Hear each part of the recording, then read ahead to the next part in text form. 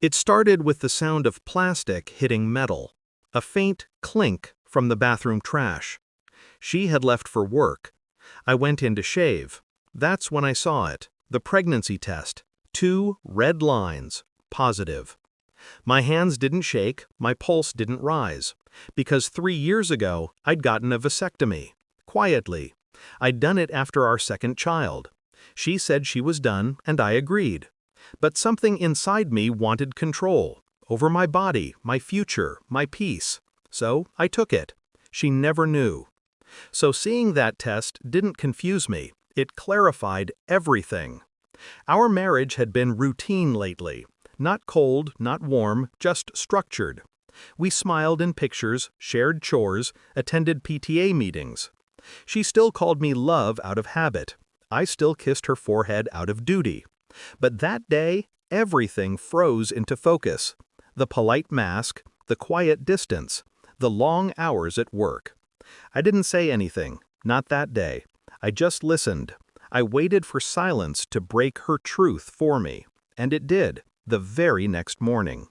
She was in the kitchen, talking on the phone with her mother. She didn't know I was awake. Her voice was low, tired, but calculated. "Of course I'll tell him it's his," she said. "I did this with the first child too. He didn't even notice. My lover isn't ready for kids, and I can't lose him. This is easier." The first child. My son. My world tilted, but I didn't move. I listened until she hung up. Then I sat there, letting the words settle like acid in my chest. So, not 1 child, 2. 2 lies wearing my last name. For years, I had built my life around a family that wasn't mine. Every picture, every bedtime story, every "Daddy, look," all of it, a performance. I didn't confront her. Confrontation gives power to emotion. I preferred precision. When she left for work that day, I opened the safe, pulled out the folder I kept for unthinkable days. Bank accounts, property titles, legal insurance. Everything I'd ever owned was already mine alone. I made sure of that long ago. Prenuptial protection disguised as practicality. She called it paranoia once. Now it was prophecy. I packed my essentials, passport, laptop, cash, a few photos. Left the rest behind like shed skin. Before walking out, I took one last step. I picked up that pregnancy test with gloves, sealed it in a plastic bag, and placed it inside a padded envelope.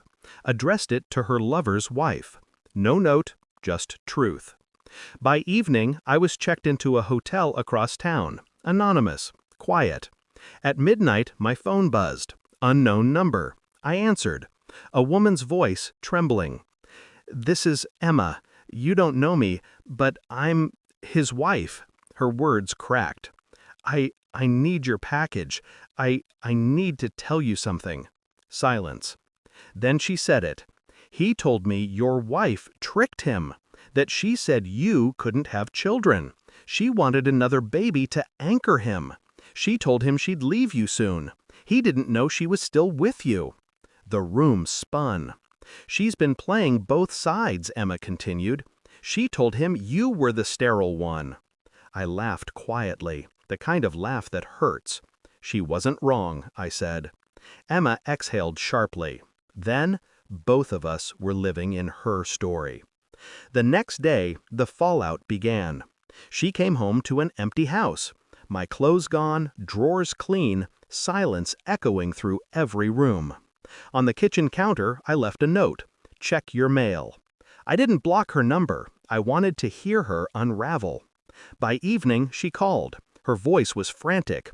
"What did you do? Why would you send that to her?" I didn't answer, just listened. Then she screamed, "He left me!" And in that scream, I heard everything. Her fear, her pride, her collapse. "I lost everything because of you!" she shouted. I finally spoke, calm, even. "No, you lost everything because of you." Click.